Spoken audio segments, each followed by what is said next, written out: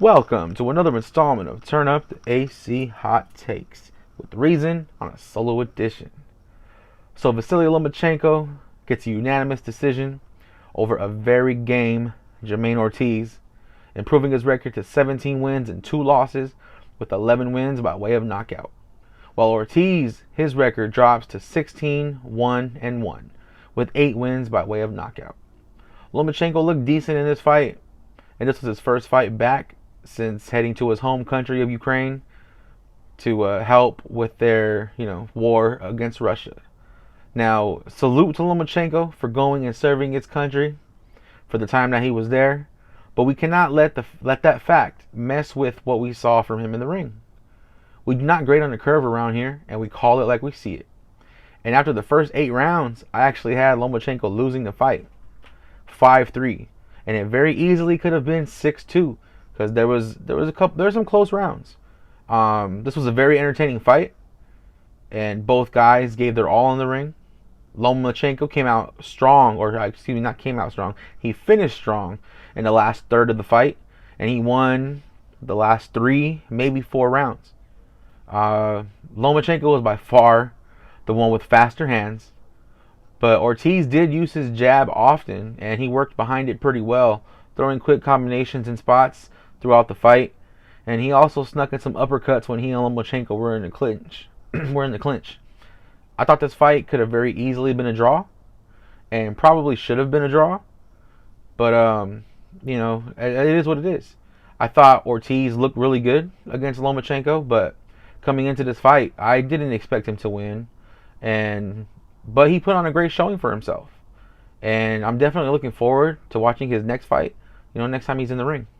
Hopefully they can put Ortiz on the undercard of Haney versus Loma if that fight indeed is next. Loma had a nice knot under his right eye, after like the first 2 rounds, but he was able to fight through it.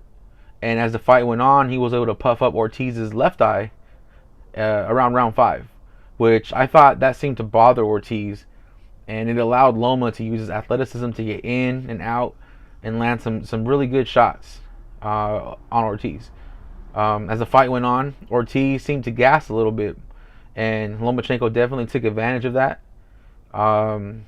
He was able to bag the majority of the later rounds, which ultimately gave him the decision over Ortiz. Now let's talk about the scorecards a little bit. 115-113 was, to me, my opinion, a realistic scorecard for the fight, but 116-112 and that horrible 117-111 card were not it. It's cards like the last 2 that leave a lot of fans dumbfounded at how there's such a gap in the scoring when the fight was such a competitive and back and forth affair. I'm not saying the fight was a robbery at all. I'm not saying Ortiz was robbed, because I'm okay with the 115-113 score either way. I wouldn't have been mad if Ortiz won. And I'm not mad that they gave the decision to Loma at 115-113. Or it could, like I said, it could have easily been a draw at 114-114. But far too often in boxing, when it goes to the scorecards, it always seems to be one card that's just like completely off, and it leaves a bad vibe for the fans, a bad taste in the fans' mouth after watching a very good and entertaining fight. Because that's what this fight was, a very, very entertaining fight. It was great back and forth. There was action. Each guy had moments where he was, doing good work. I honestly thought that Ortiz should have stayed more in a southpaw, because as the fight went on, it seemed like Loma started figuring out, how to attack Ortiz while Ortiz was in the orthodox stance. So when he switched over to the southpaw, I thought Ortiz did some really good work, and he landed some pretty good shots on Lomachenko. And I thought maybe he should have just stayed in the southpaw stance, and who knows, he might have been able to have a few more moments where he could have ultimately won the fight. After Loma was declared the winner by unanimous decision, the undisputed lightweight champion Devin the Dream Haney, who holds an undefeated record of 29 wins and no losses with 15 wins by way of knockout, stepped into the ring for a face-to-face with Lomachenko in preparation for the potential blockbuster fight for Undisputed in early 2023.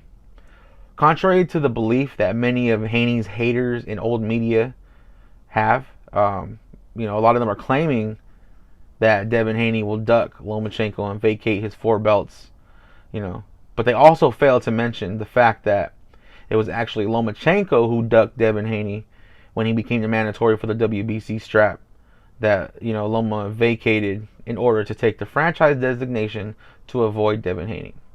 This was nearly 3 years ago, all while Devin Haney was calling Lomachenko Nomachenko publicly after fights when he was calling him out. It's pretty crazy how the opportunity for Devin Haney and Lomachenko to get into negotiations hadn't even came up yet. But people were already trying to say, oh, if Haney moves up, he's ducking.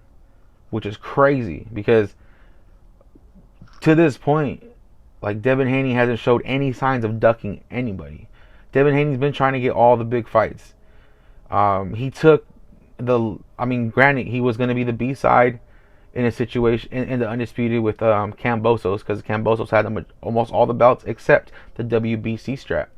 And Devin Haney took the less money. He took having to give a rematch clause. He took having to go back to Australia for a second time, having to beat Kambosos twice in his home country just to make the fight happen. Now, somebody who's ducking and is not sure of themselves will not do that. Clearly, Devin Haney has all the confidence in his abilities and his skills to beat anybody. And I do like what I'm hearing, though, from Loma at this point, because he said he's willing to take the short end of anything and give Devin a rematch clause and fight him in his hometown. I just hope that when they get to the negotiations, that Lomachenko does keep that same energy. I think this is going to be a very good fight. Devin Haney should be favored.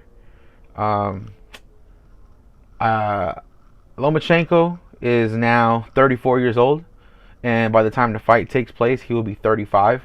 So it's now or never for Lomachenko, and trying to become undisputed. Devin Haney is now 23, and he's just a couple of weeks shy of his 24th birthday.